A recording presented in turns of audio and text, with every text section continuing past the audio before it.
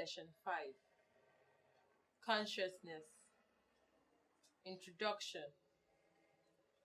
Both lower and higher animals possess the characteristics of altered states of awareness at varying times. The degree of brain activity often affects the level of awakening of the organism, which also influences the physical activity and mental alertness. This is largely a function of neurochemical processes going on in the brain, which affects perception of the internal and external environments.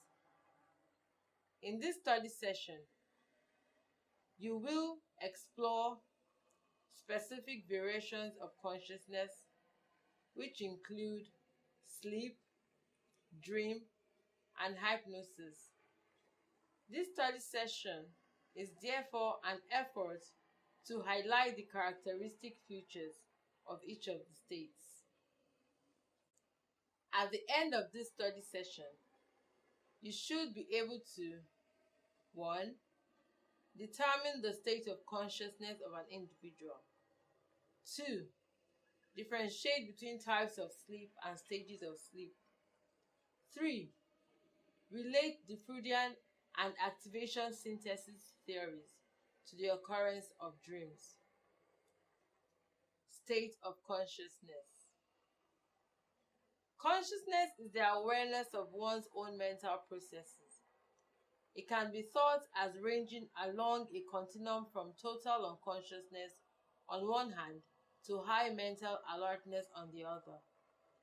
The more we are of our thoughts, feelings, and reactions, the greater our level of consciousness. States of consciousness means the noticeable variations in patterns and styles of awareness. If these patterns diverge from what we experience when wide awake and highly alert, we say that we're in an alerted state of consciousness. Types of altered states of consciousness could be seen in terms of sleep, dream, and hypnosis. Alerted states of consciousness. Sleep. It is possible for people to continue on a fairly regular sleep-wake cycle, even though they could not tell what time of the day it was. The reason is that sleep-wake cycle is an example of a circadian rhythm. This is a naturally occurring daily cycle in the body, but the internal clock that regulates your sleep-wake cycle is set for 25 hours, not 24 hours. Moore, Ede, and Sexler, 1984. However, your sleep-wake clock is reset daily, keeping you in tune with the 24-day on Earth. Larger adjustments are fairly difficult to make, especially when one flies across different time zones.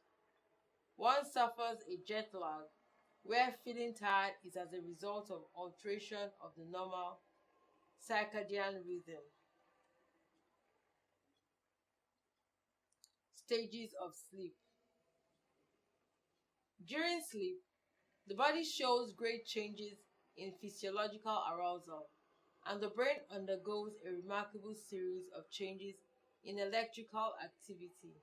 These changes show that sleep occurs in several distinct stages. These could be observed on an electroencephalogram or EEG. To do this, small electrodes are placed on certain parts of a person's skull. The electrodes are connected to a machine that detects and magnifies the activity of nerve cells located in the cerebral cortex. These activities are recorded graphically as lines in different heights on a sheet of paper to represent the amplitude. The number of the ups and down lines per second is called the frequency. As you enter different planes during sleep, the amplitude and frequency of sleep change. Non-rapid eye sleep. Most of the stages of sleep we pass through, fall under the category of non-rapid eye movement, NREM sleep. The eyes do not move rapidly during this stage of sleep. About 80% of an individual's sleeping time, especially during the first half of the night, falls under the NREM sleep.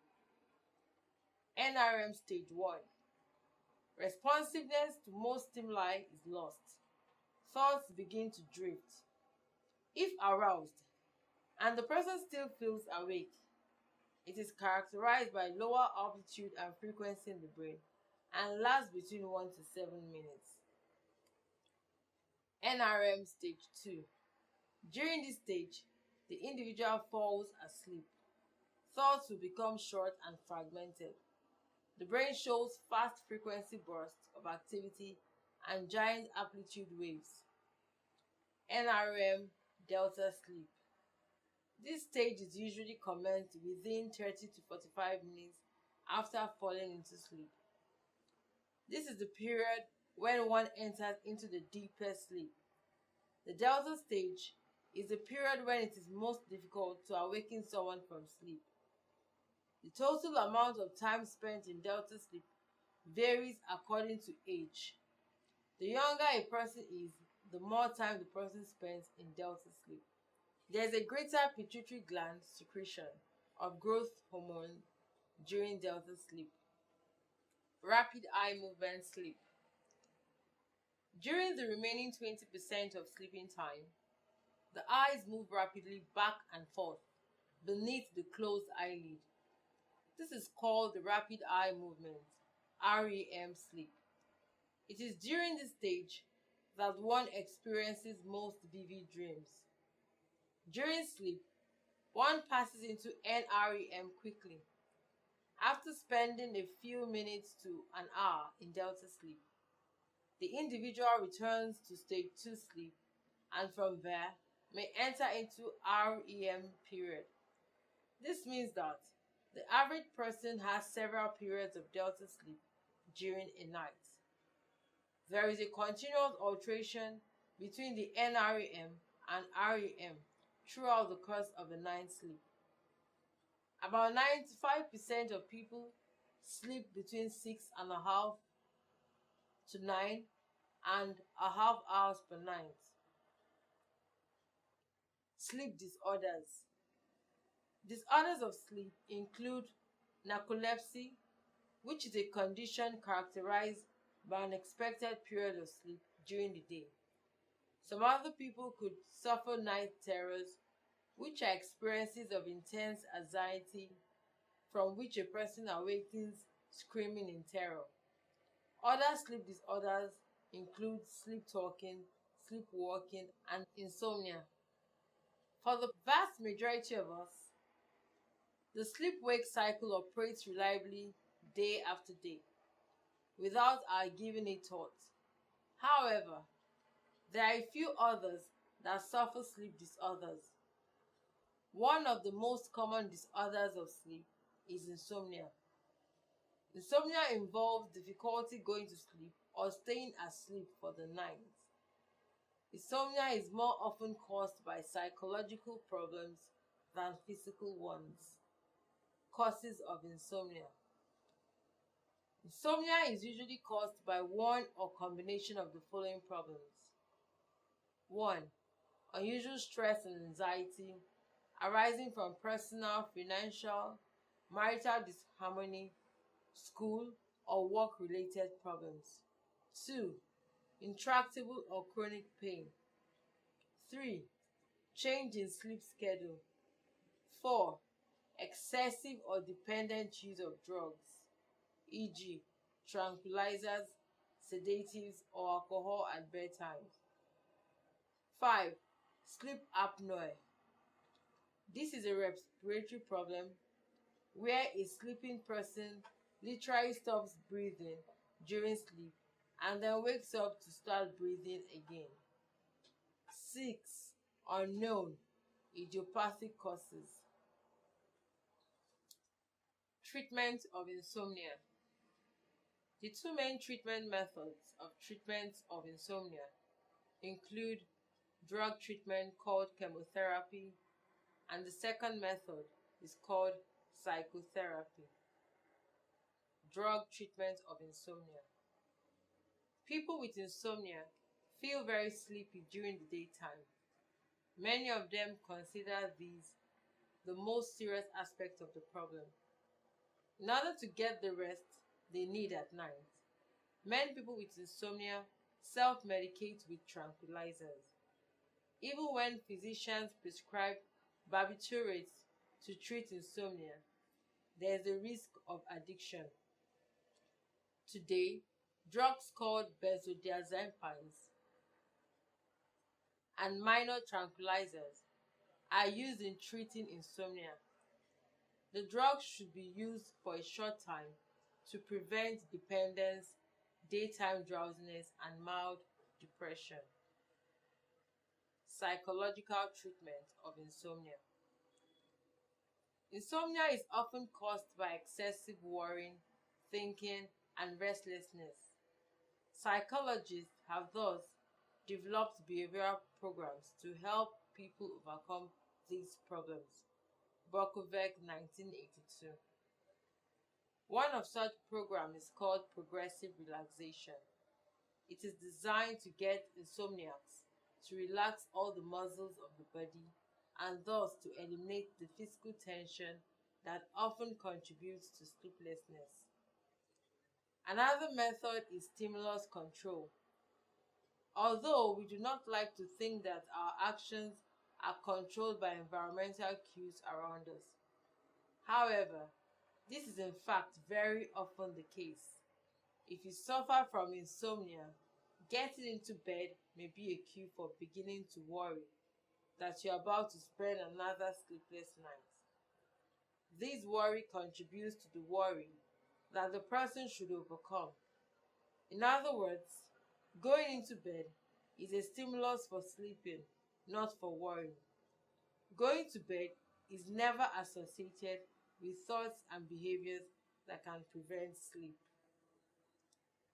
Visual imagery could also be used to control insomnia, especially among people who like to watch movies or television before going to bed. Under this technique, familiar objects such as color, drawings of 6 common objects like a candle, a blackboard, a kite, a light bulb, a bowl of fruits, etc., could be shown to the treatment participants. They will be asked to imagine each of them in a great deal for 2 minutes. The participants are then advised to practice this twice daily, once during the daytime and at bedtime. This technique is capable of relieving insomnia by helping the individual to stop worrisome thoughts. Dream. This is an unconscious mental experience, which is usually in the form of a sequence of ideas, images, and emerged events, often accompanied by emotions during REM sleep. Most people dream in the night, even though they may not be able to recount these on waking up in the morning. Dreams often seem bizarre because they disregard physical laws and the way we normally behave. Experiences that we never had in real life, such as jumping to the top of a building, could be encountered in dreams. Psychological theories related to dreams. 1.